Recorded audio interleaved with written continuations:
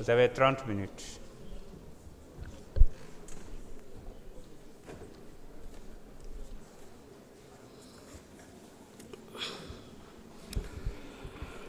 Je vous remercie, Monsieur le Président de l'Assemblée nationale, Monsieur le ministre de l'Économie, du Plan et de la Coopération, Madame la Secrétaire d'État chargée des relations avec les institutions, Mesdames, Messieurs, honorables députés.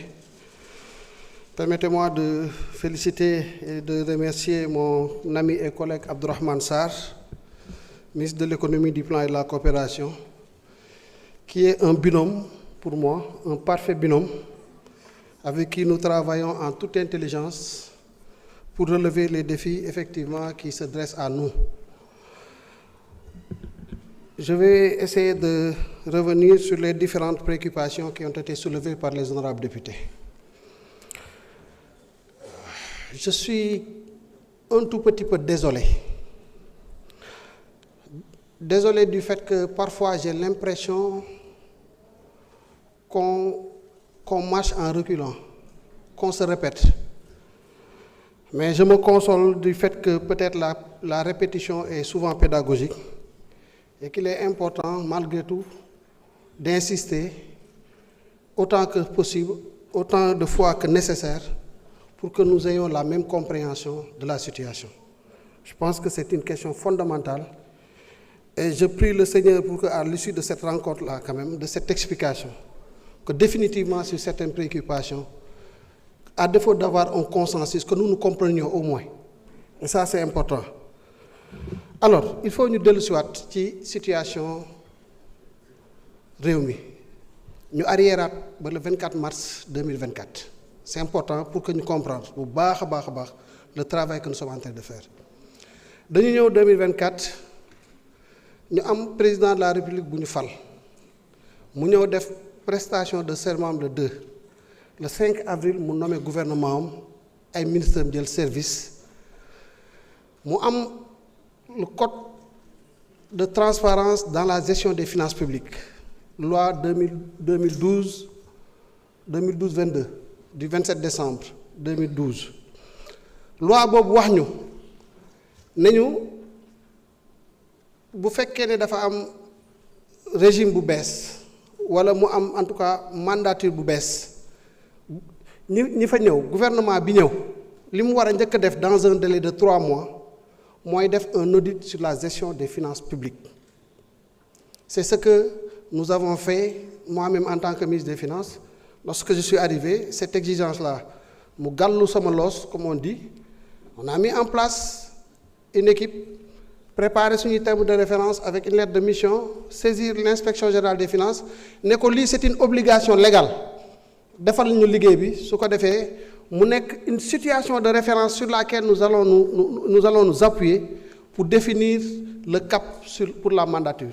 Mais c'est exactement ce qui s'est passé bi ñu defee audit bi dëgg wax jooju nañ ko dépassé parce que amul benn sens dañu def audit bi la réalité est là, c'est que nous avons trouvé que par rapport aux informations que nous communiquions aux partenaires techniques et financiers, au Fonds monétaire notamment dans le cadre d'un programme que nous avons signé, mais il y a écart de données, c'est clair. L'audit a révélé que de 74% de statistiques communiquées au Fonds, nous sommes à 84%, 83, quelque chose pour cent. Loolu la inspection générale des finances génne woon. Et je rappelle que le travail qui est fait, un audit repose sur des échantillons maanaam doo ñëw jël situation bi yëpp périmètre yëpp parce que 3 mois mënoo ci def liggéey boobu mais quand tu veux jauger da ngay jël ay échantillons nga def un test sur ces échantillons là résultat bi mu lay jox moom ngay considérer. Mais pour les finances publiques, quand tu as des écarts comme ça, responsabilité bi nga am mooy nga approfondir nga ne attention, nous parlons de sujets importants. Dès lors que les échantillons ont révélé cela, ces manquements-là, j'ai l'obligation d'aller en profondeur et d'approfondir la question. Loolu moo tax bi audit bi génnee, on a commandité un travail d'inventaire par un cabinet bu am une signature internationale. Parce que loolu moom mooy responsabilité 1, mais ensuite on savait aussi que quel que soit alpha, ce travail-là dañ ñu koy laajaat partenaires yi sérieux yëpp ils vont dire bon vous avez fait un travail sur la base d'échantillons qui a révélé ces informations-là essayons d'approfondir pour voir ce que ça donne ñu dem vers un travail exhaustif moom mooy li Mazars def muy un travail sérieux et ce travail-là mi ngi nekkoon en cours le rapport de la Cour des comptes nu ngeen koy comprendre mooy loi bi exiger cet audit sur la gestion des finances publiques daf ñu ne rapport bi inspection générale des finances wala rapport bi gouvernement bi di déposer il faut que Cour des comptes mu certifier ko la Cour des comptes a pris ce travail il avait 90 jours dans ces 90 jours mu redéfiniraat un peu le périmètre parce que comme gis na ne ay manquements am na moom am na ci lu mu taxaw mu def un travail un peu plus élargi loolu moom mooy rapport Cour des comptes bi disponible le 12 février 2025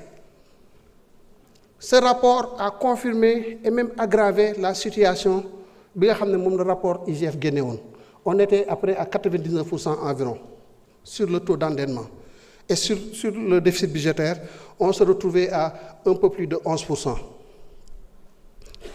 mais bi rapport Mazars nga xam ne moom deful échantillonnage nekkul dans une certification il fait un travail exhaustif convention de financement par convention de financement convention de crédit par convention de crédit dans sa méthodologie mu wax ak kii demande leen voilà la situation bi ma am confirmer leen ma en tout cas mu am une méthodologie scientifique buy répondre aux normes en la matière moom mu produire les 4 rapports yi ma wax rapport sur la dette bancaire locale rapport sur la dette extérieure rapport sur la dette du secteur parapublic et un rapport sur l'utilisation des fonds les fonds qui ont été empruntés comment ils ont été utilisés gis nga lii mooy situation dëkk bi benn moment li am solo li ëpp solo mooy ñu conscient de la situation des manquements qu'il y a eu et qu'on s'engage en toute responsabilité à corriger ces manquements-là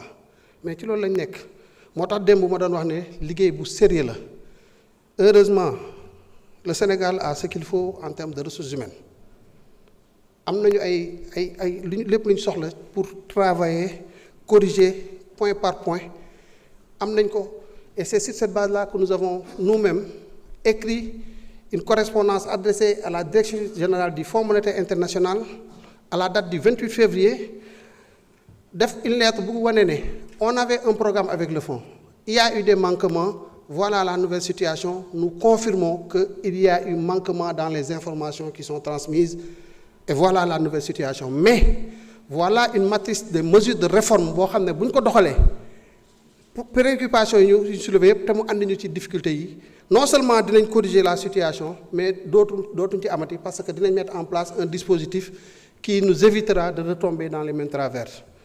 Ce travail-là a été fait et c'est le point de départ des négociations avec le Fonds monétaire. On travaille avec le Fonds depuis lors, nous challenger, de discuter de toutes les questions. Sur les chiffres, c'est derrière nous, on s'est accordé. On a définitivement clos ce débat sur les chiffres. Blan moo ci des ñu négocier un nouveau programme. Pour négociation d'un nouveau programme dafa am ay problématiques yu importantes yoo xam ne il faut ñu teg ko sur la table ci yooyu la ñuy discuter te pour redresser le programme dara jiituwu si l'endogénéisation de nos revenus de nos ressources mooy lan mooy ne balaa nga naam ne fa te li ngay jéggaani da nga war a fexe ba am ci yow ba liggéey ba amal ko sa bopp ba nga xam ne li ngay jéggaani su mënta ñàkk tam du bari loolu moo andi le plan de relance économique et sociale et ce plan de relance dafa am un volet recette parce que le budget je l'avais dit et je le répète encore budget coow li ko waral lépp ñaari mbir la kenn ku nekk mun nga jàppe sa bopp ne yaay Sénégal ci sa kër pour nga doxal sa kër da nga am ay revenu moo xam da nga am salaire teg ci ay am produit de location am kër booy loué wala appartement booy loué wala nga am benn tool boo xam ne yaa ngi ciy jëlee dara wala nga am benn activité daal boo xam ne en plus de ton salaire ou de ta source principale de revenu loolu am na leneen lu mu lay apporter ñaar yooyu boo ko boolee moom mooy bloc recette bi nga xam ne moom mooy l'une des composantes du budget ndax pour mu leer soo amee ay recettes ba pare say revenu nga ne man lii laa am nga ne man nag léegi kon naka laay dundee bu dee état naka lay dundee mooy première rubrique de dépense mooy les intérêts de la dette damay leb il faut ma fay sama bor donc intérêts yi mooy ñëw ci budget partie charge yi première rubrique parce qu'il y a aussi un ordre de priorité dans l'exécution de la dépense. Deuxième rubrique nga ne mooy sama masse salariale mooy fonctionnaires yi ñi liggéey ci ainsi de suite lan lañ leen di fay après mu am nag les autres dépenses de fonctionnement encre oto bureau table papier ordinateur ainsi de suite loolu moom mooy dépenses de fonctionnement yi avec les séminaires les carburants. Voilà les 3 premières rubriques du budget qui constituent les dépenses de fonctionnement. Tout ce qui reste, à part les transferts mooy lan transfert courant mooy dañu am ay agences ay entreprises ay d'autres entités du secteur parapublic yoo xam ne état bi dafa am lu mu leen war a jàppale sous forme de subvention pour ñu fonctionner ñu war leen ko transférer pour le fonctionnement moo tax mu tudd transfert courant ñu dugal ko ci fonctionnement yi. mu des pour l'investissement c'est les investissements qui sont exécutés par l'État central l'État titre 5 et les investissements qui sont exécutés par les autres entités du secteur parapublic ñu tuddee ko transfert en capital investissement la mais en réalité du point de vue budgétaire dañ koy envoyer aux agences aux établissements aux entités qui bénéficiaires sous forme de transfert moo tax ñu tuddee ko transfert en capital pour mu leer lii mooy budget voilà les recettes voilà les dépenses. Mais un budget, il n'est pas équilibré, ou il est très rarement équilibré. Les budgets de nos pays ne peuvent pas être équilibrés. Il y a tellement de choses. Écoutez Médina Yoro Foulah, quand le représentant de Médina Yoro Foulah vient ici pour parler. Mais ça yaram day daw parce que c'est des Sénégalais, samay mbokk lañ mbokk ñeneen ak ñeneen. Écoutez les gens de Salémata quand ils parlent, de Saraya, de toutes les localités qui sont presque oubliées pendant presque maintenant 65 ans de régime. Il faut faire des choses et il faut un déficit budgétaire. Mënut a ñàkk déficit budgétaire, c'est dans l'ordre normal des choses. Maintenant ce déficit budgétaire là moom nga amagul loo koy lijjantee da nga ko war a financer mooy sa bor bu jiitu bi nga war a assumer mais dafa war a am nu mu toll. Pour mu bañ la sonal parce que nit ku nekk xam nga li nga mën ak li nga antan doo am salaire u 300 500 mille ngay dem xalaati ay bor di 50 millions foo koy fayee noo koy fayee voilà la problématique coow li kon il faut ñu concentrer ko ci loolu c'est le déficit budgétaire et toutes les autres rubriques bii ñëw ci financement parce que dafa am lu ñu tuddee partie financement du budget. Financement nag bu génnee leen ci recettes yi bu ngeen fàttalikoo recettes yi jàll na donc le financement ne porte pas sur les recettes budgétaires ne peuvent pas être considérées comme éléments du financement. Les recettes budgétaires sont absorbées dans le déficit budgétaire, dans le calcul du déficit budgétaire. Recette amatu fa donc le financement comment il se fait sur le marché ngay dem looy financer dafa am solo boo fàttalikoo ci bi may wax ci dette bi partie dépense dama ne intérêt bi rek lañ fay jël. L'amortissement du capital, il vient en bas dans le financement moom mooy principal bi nga leboon naka nga koy fay léegi nag ñun on n'a pas de problème de déficit budgétaire nous avons un problème de remboursement de la dette de refinancement du capital xam nga ba xam ñi ngi comprendre bu baax li ñuy wax c'est très important léegi nag loolu ñuy rembourser loolu ngay rembourser ay bor la woon boo xam ne dañ ko contacté woon nga fekk ko fi et tu dois l'assumer en vertu du principe de continuité de l'État mu nekk plus de 4 000 milliards regardez la qualité de notre déficit budgétaire nous avons un déficit budgétaire 2026 de 1245 milliards virgule 6 n'est-ce pas loolu moo nekk seen document yi leen jox considérez que les investissements financés sur ressources externes se chiffre à 1209,1 milliards, je crois, quelque chose comme ça, mais en tout cas 1209 milliards. C'est-à-dire que les investissements que nous réalisons sur ressources extérieures, suñu déficit budgétaire bi tuuti la ko ëppee. Donc ça montre que ñun suñu déficit il sert à financer des investissements et des investissements bien financés, parce que les financements sur ressources extérieures sont des financements concessionnels pour l'essentiel. Kon wax bi jeex na, nous n'avons pas nous un problème de déficit budgétaire, parce que nous avons un déficit budgétaire qui finance des investissements et dans des taux de financement, dans des conditions de financement appréciables, acceptables, les meilleures possibles sur le marché. coow li jeex léegi lan mooy suñu problème gars yi bàyyi nañu fi loo xamante ne nii faw ñu assumer ko 4000 et quelques milliards bàyyi nañu fi ay arriérés yoo xam ne faw ñu fay ko, parce que on ne peut pas laisser nos entreprises suñu jàmbaar yi tout ce qu'on a dans le secteur du BTP et autres ñu liggéey loo leen fayuñu leen. On s'est dit on va les prendre en charge fan lañ koy dugal ci partie financement bi comme opération de trésorerie, en plus des OPEX mooy les opérations yi armée di def à l'étranger ainsi de suite. Voilà notre besoin de financement.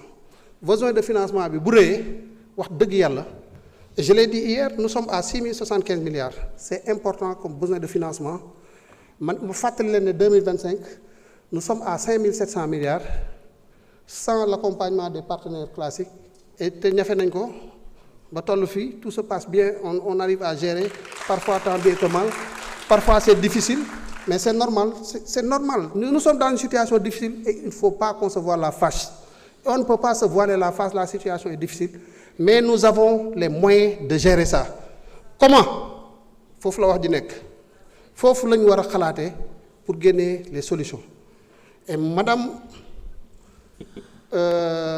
Diack Anta Babacar Ngom, maa ngi lay ñaan benn affaire, baatu restructuration bu ko sax tuddati. Xam nga lu tax man, si le Sénégal était dans une situation où on devait parler de restructuration, man je ne me voilerai pas la face. Dama naan la situation est compliquée, allons dans le sens de la restructuration parce que c'est la solution. Mais nous ne sommes pas dans cette situation-là. Et je veux être clair, net et précis. Pourquoi? Quand tu es dans une situation, tu regardes toutes les solutions yi nga am, toutes les solutions qui s'offrent à vous.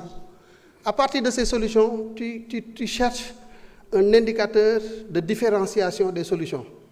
Un indicateur de différenciation ici, c'est le coût d'opportunité de l'instrument que tu veux utiliser pour la solution. Est-ce que tu as évalué le coût d'opportunité de la restructuration par rapport au coût d'opportunité d'un instrument que nous proposons, qui a commencé à faire ses preuves pour 2025 sur la dette bancaire locale et qui va faire ses preuves sur la dette bancaire extérieure, pour la simple raison que nous avons identifié, nous faisons le travail. Au moment où je te parle, on peut te dire, sur l'horizon de 10 à 15, 25 ans, toutes les choses que nous allons rembourser, chose bu nekk naka lañ ko lebee woon, lan la ñuy coûter, yan mooy pic yi dans l'horizon, lan mooy pic yi période yi nga xam ne fa la ñuy génnee mu nekk une période de risque, et nous avons travaillé sur des stratégies de refinancement. Mooy li Abdourahmane Sarr, ministre de l'économie di wax léegi naan bor état kenn du ko rembourser, dañ koy refinancer. Refinancer la dette nag, et je l'ai ça aussi rappelé hier, ça ne signifie pas que doo fay bor bi moom doo ko fay ba mu jeex. Mais ce que tu fais, il l'a très bien expliqué, c'est-à-dire que bor dañ koy évaluer en termes d'indicateurs, pas sur un point, mais sur une période. Lan mooy différence bi, c'est-à-dire que il faut enclencher le processus de déclinaison des indicateurs sur la dette. Na am pente descendante, ba pare ngay xool en fonction de tes besoins comment accélérer cette pente-là pour que bu bor bi di wàññeeku nga accélérer ko de sorte que doo am jafe-jafe en termes de liquidité. Vous avez utilisé un terme aussi que je veux vraiment écarter, c'est crise de liquidité. Tout le débat sur la dette, c'est la crise de liquidité. C'est parce que nous n'avons pas de crise de liquidité qu'on est là encore en train de discuter. Crise de liquidité mooy nga dem ba amatoo xaalis. Am na ku fi jox ay exemple Ghana, Zambie, ainsi de suite. C'est vrai, ces pays-là, ils étaient dans une situation difficile. Ils ont eu des difficultés. Nous avons commencé à faire la consolidation budgétaire. Et je me réjouis d'entendre avec les députés qu'à chaque fois maintenant, mais toutes les interventions parlent de choses importantes. Consolidation budgétaire. La consolidation budgétaire, moins notre capacité à revenir au déficit budgétaire de 3%, correspondant à la norme communautaire d'ici 2027. Nous avons 13,4% en 2024. Nous serons à 7,8%. Je vous donne rendez-vous au 31 décembre. 7,8% cette année, mais c'est une chute spectaculaire. C'est une chute spectaculaire. Mais il faut répondre à la question sur la masse salariale. On n'a pas réduit la masse salariale. On n'a pas réduit la masse salariale. On n'a pas réduit les dépenses d'investissement au sens brut de capital fixe. Au sens brut de formation brut de capital fixe. Là, nous avons un investissement qui est un njëriñ. Nous avons toutes les rubriques de dépenses. Nous avons des dépenses superfétatoires. Ou des dépenses, ce n'est pas à un ordre de priorité tel que si nous avons le Sénégal day éclipsé. Nous avons des dépenses qui nous jël xool feneen fuñ ko dugal foo xam ne moo ëpp solo pour réew mi te duñu gàllankoor ci suñu stratégie bi ñuy def. Voilà le travail que nous sommes en train de faire. Léegi nag lu ñu ciy jàppale mooy il nous faut des recettes.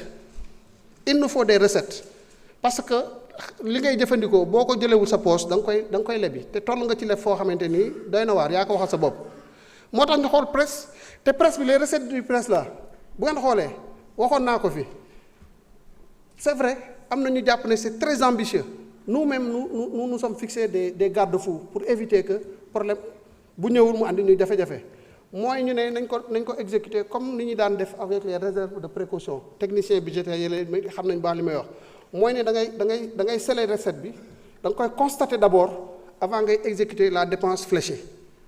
Ce que nous avons garde-fou, c'est pour éviter justement que une stratégie de consolidation budgétaire, si nous fixons sur nous, dara diñu ko yakal wala diñu détourner ci objectif important yoy. Voilà comment on a réfléchi sur les presses. Mais recettes do ay recettes yo xamné da fay ñew alourdir la charge fiscale des entreprises et ça il faut que ce soit très clair. Dañu né mokk mi sonal na Sénégalais yi parents yépp bëgguñu seen doom tux mais ñi koy def ñu ci bëri bëggatuñ ko mais il y a une dépendance qui fait que vraiment dañuy continuer di ko def quoi. Ñu ne mais kooku nga xam ne moom li muy def bëgg ko nañ ko décourager par la fiscalité 20% sur en tout cas rehausser la taxation du tabac sàngara bi ñu dóor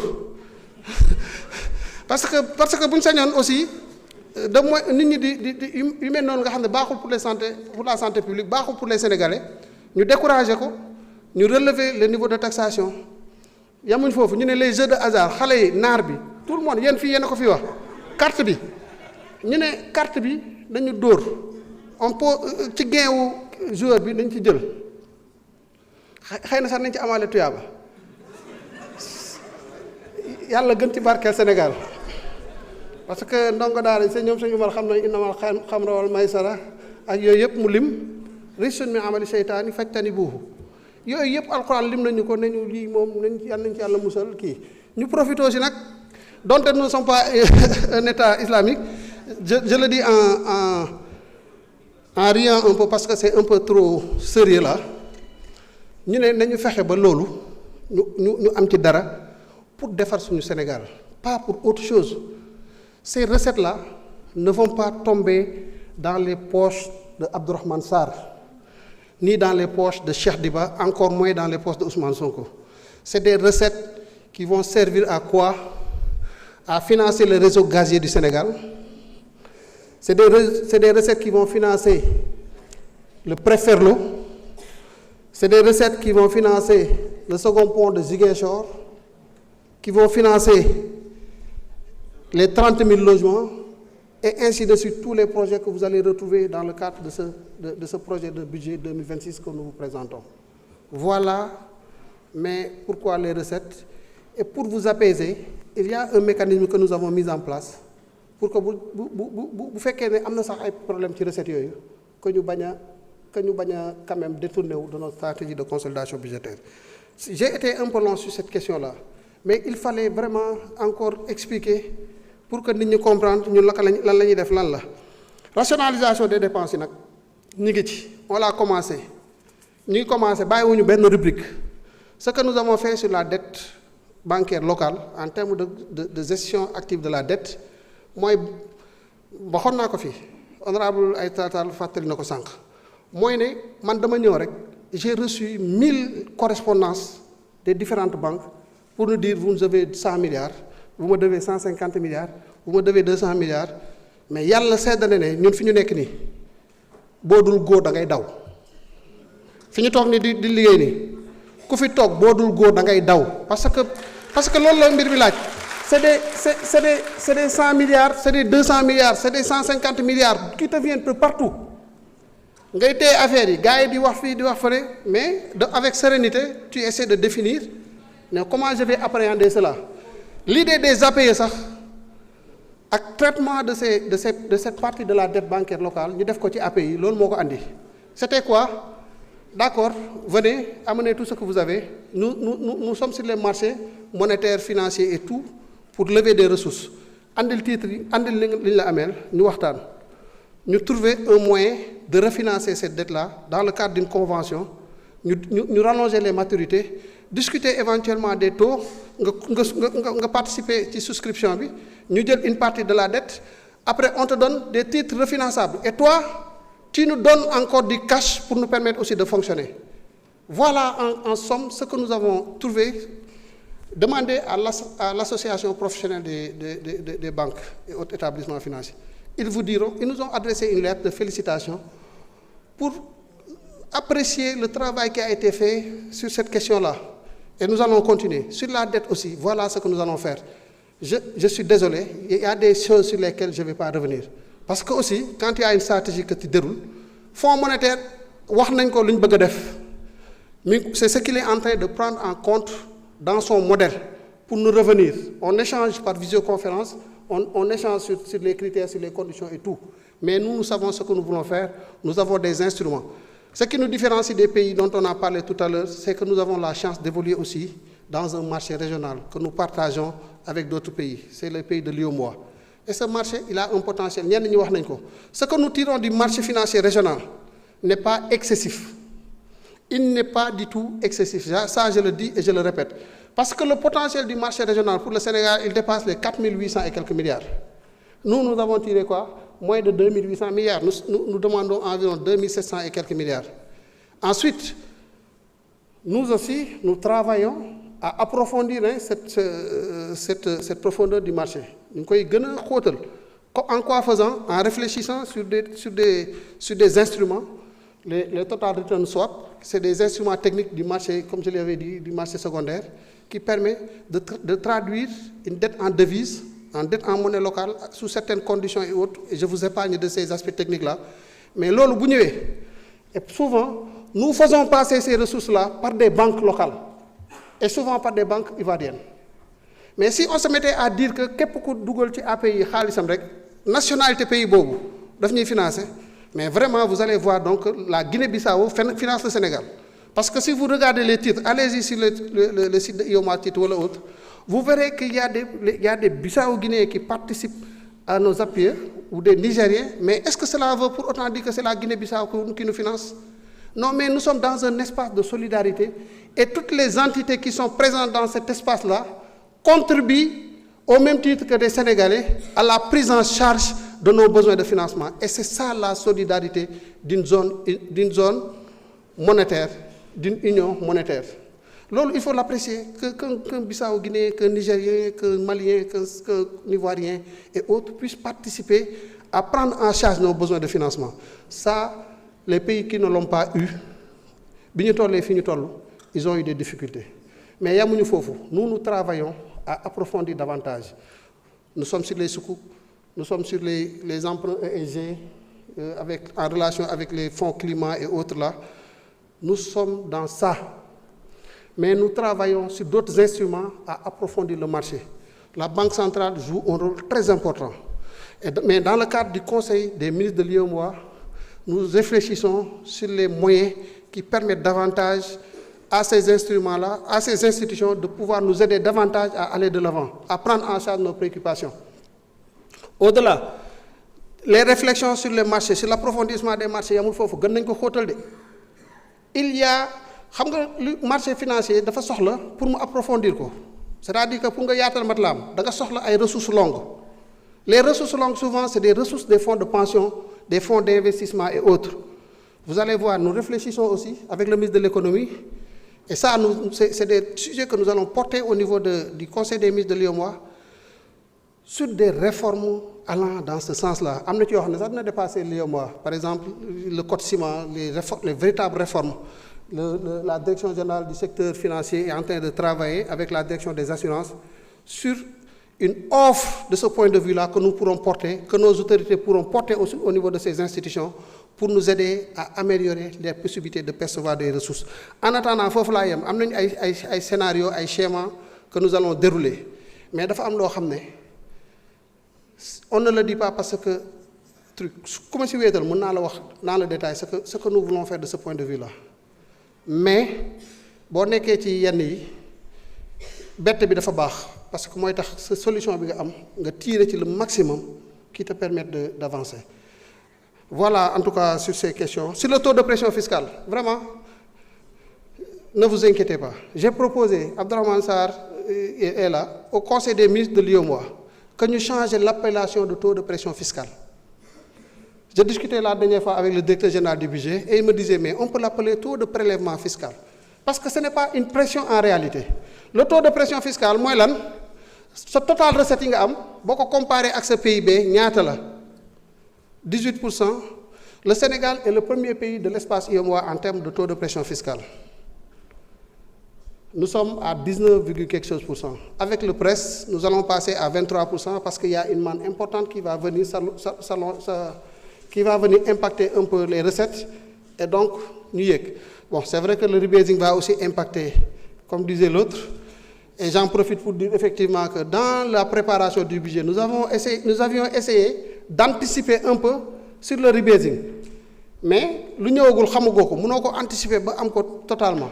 Il est clair maintenant effectivement qu'à partir de ce moment, on va ajuster certains indicateurs en tenant compte des évolutions budgétaires issues de l'activité de rebasing. Le taux de pression fiscale, en commission, nous avons des indicateurs, comme le taux marginal effectif d'imposition. Le taux marginal effectif d'imposition, ce qui est TPF, le taux de pression fiscale, TMI, TMI, si investir 1 franc supplémentaire, lan la fiscalité impact. C'est l'impact de la fiscalité sur le flanc supplémentaire investi. C'est un bon indicateur qui va te permettre de dire que, écoute, attention à la fiscalité, parce que l'autre tu décourages l'investissement ou tu décourages tel ou tel autre indicateur macroéconomique. Alors, l'impôt sur les ressources extérieures, 269 milliards. Honorable Thomas Faye, il se posait des questions. Pourquoi distribuer sur les lignes de recettes du document voies et moyens? Il a raison, on ne l'a pas fait. Parce que, l'autre d'abord 269 milliards. Les ressources extérieures, dans le texte qui est organisé, nous exonérer le financement, nous exonérer le projet. Mais la partie fiscalité est prise en charge par l'État. Et l'État prévoit dans son budget le montant correspondant. L'État a 9 milliards ou 10 milliards. Nous créons une accumulation de dettes. Aujourd'hui, nous sommes en termes d'arriérés sur les taxes de 250 milliards. On s'est dit qu'il faut que nous mettions en place un dispositif d'appurement de ces montants-là. On a prévu cette année, au lieu de 9 milliards de l'année dernière, 269 milliards, dont les 100 milliards vont servir à prendre en charge une partie des arriérés et les 169 milliards vont être destinés à la prise en charge des investissements pour l'année 2026. Sur le PLR, le projet de loi de règlement, je pense que l'honorable député Aïb Dafé a bien répondu. Pour 2024, déposer conformément aux exigences, aux exigences réglementaires et législatives, déposer à l'Assemblée nationale, déposer à la Cour des comptes avec le SEGAF, le compte général des opérations financières de l'État. Vous avez 5 à 10 minutes de plus. Allez-y. Le CAO, le compte administratif de l'ordonnateur, ainsi que les rapports annuels de performance. Vous déposez Ils ont, d'ailleurs, pour 2024, d'ailleurs, la Cour des comptes a tenu plusieurs séances avec les équipes du ministère des Finances. La séance contradictoire a été organisée le 11 novembre dernier. Et d'ici à la fin de l'année, certainement, ou dans les meilleurs délais, la Cour des comptes transmettra certainement à l'Assemblée nationale le rapport sur l'exécution des lois de finances et la déclaration générale de conformité, en même temps qu'un rapport sur l'exécution un rapport d'observation sur les rapports annuels de performance. Donc voilà ce que je voulais dire à ce niveau. Et en ce moment-là, l'Assemblée nationale pourra convoquer le ministre des Finances pour qu'on discute des résultats. Mais pour 2025, pour 2024, en tant que tel, nous devons déposer. Les données ont varié. Nous avons responsabilité de faire une mise à jour de ces données avant de déposer. C'est uniquement ce qui fait que nous ne pouvons pas le faire, mais nous travaillons à faire cela. Et maintenant, par rapport à la publication des rapports, vous savez, on peut réfléchir sur peut-être, en relation avec le cabinet Mazars, comment extirper l'essentiel de ces rapports-là en termes d'information et les produire. Mais vous savez, quand on fait un inventaire sur la dette, utiliser des données dans les conventions, Madame l'honorable députée, mon avocat, parfois il y a des clauses de confidentialité, mais dans un rapport aussi important que celui-là, on est obligé de mettre tout sur la table, mais il y a par contre des informations, dans sa manipulation, il faut faire attention. Mais le am solo, répondre aux exigences internationales en matière de publication de données. Moi, le bulletin statistique sur la dette. C'est une exigence que nous devons respecter. Li tax mu xawona tardewul c'est-à-dire que les données sur la dette ont évolué. On a eu une situation réelle à partir de fin juin. On a pris le temps avec les équipes de redéfinir, de recalculer tous les indicateurs sur la dette, d'adapter certaines situations sur le tableau des opérations financières de l'État, ainsi de suite. Ce travail-là a duré longtemps.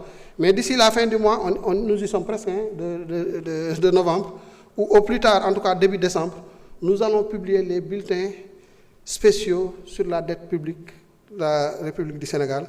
Situation qui sera mise à jour en tenant compte de la nouvelle situation des données sur la dette, mais en tenant éventuellement compte aussi, si en tout cas nous disposons des informations officielles sur le rebasing très rapidement, une mise à jour tenant compte peut-être des informations sur le rebasing. Sur le reste, il y a beaucoup de questions qui ont été posées sur des considérations sectorielles, PSD, en tout cas fourniture des services sociaux de base de manière générale, route, ndokh, tali, courant, ainsi de suite. Par respect pour les sectoriels, Inch'Allah, les questions qui se rattachent à ce sujet, nous les adresserons et nous y apporterons les réponses requises. Nous l'avons fait déjà ci travaux de commission yi xamna fi mom député tamit soxla nañu sen wa gox yi xamné ñi ngi leen di plaider bu baax waye liñ fi posé won nañ ko ñu tontu ko tamit et ça je crois que tous les députés peuvent en attester. Diaspora bond yi nous allons y aller. Bi passé c'était un lancement. Bon, on a une stratégie. C'était un lancement parce que xamone nañ né amna temps nécessaire bo xamné ci le gars yi di adapter ou comprendre affaire mécanisme et ainsi de suite. Mais on a lancé en se disant que surtout les APE de 2026, nous allons structurer des diasporas bonus de kecc.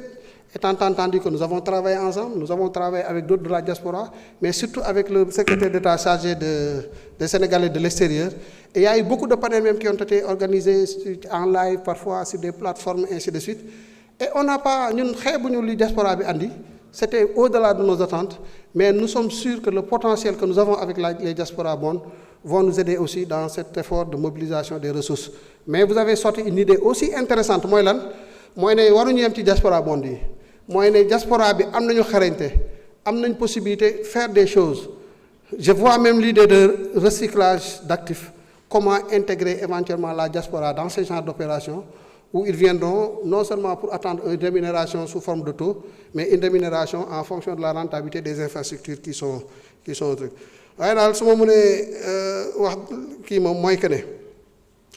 On a trop perdu de temps de discussion de autres là. Commençons à commencer à nous challenger sur véritablement les objectifs que nous nous fixons, fan lañ ci tollu, les rapports, et ça vous m'aidez moi en tant que ministre des Finances, et vous m'aidez aussi le ministre de l'Économie, nos collègues qui vont venir ici là, challengez-les sur les projets annuels de performance yi ñu am gis nga foofu la affaire bi nekk on a un agenda national de transformation ñu def ko une déclinaison sectorielle bu nekk defar lettre de politique sectorielle avec l'accompagnement du ministre de l'Économie, du plan et de la coopération ñu définir les programmes budgétaires et autres avec les actions et les activités ñuy dérouler ñoom di def ay propositions budgétaires maintenant challengez-les à ce niveau-là. Les indicateurs qui sont identifiés, qui sont choisis, est-ce qu'ils sont suffisamment pertinents pour nous garantir qu'à chaque fois que des activités sont exécutées conformément à la loi de finances ou aux crédits qui sont retenus dans le cadre de la loi de finances, est-ce que les objectifs que nous nous sommes fixés derrière en termes de politique économique, est-ce que nous les atteindrons? Et c'est là, à mon avis, que vous nous aiderez davantage dans ce travail-là. Vous avez aussi les prérogatives d'évaluation des politiques publiques. Mabouba Diagne, le ministre de l'Agriculture, qui fait des choses extraordinaires, intéressantes dans le domaine de l'agriculture, challenge-le, tirez-le, parce qu'il a encore un potentiel. Il y a des idées qui sont vis-à-vis des autorités, il y a un confort, dans ce sens. Je l'ai entendu hier parler d'orientation d'une partie des subventions vers l'investissement. Ça, c'est des idées qui me parlent. Mais il faut l'aider. Après, vraiment, c'est le Sénégal qui va gagner de tout ça. Moi, je suis vraiment très content quand je viens ici. Mais je veux quand même, au nom de la sacralité de ces questions, qu'on fasse un effort de sursaut. Ce que vous dites ici peut être très nuisible pour la mission que je suis en train de mener. Mais vous pouvez la transformer. Mais je le lui demande, parce que ça me je peux dire que vous pouvez transformer tout ce qui peut être perçu même comme information négative. Nous neutraliser les personnes derrière pour l'exercice budgétaire et qu'on essaie de le rendre profitable, donner davantage de confiance à nos partenaires pour nous répondre à chaque fois qu'on aura besoin d'eux et à chaque fois qu'on devra relever des défis. C'était le dernier mot et je vous remercie. Jërëjëf Monsieur le ministre des Finances et du Budget.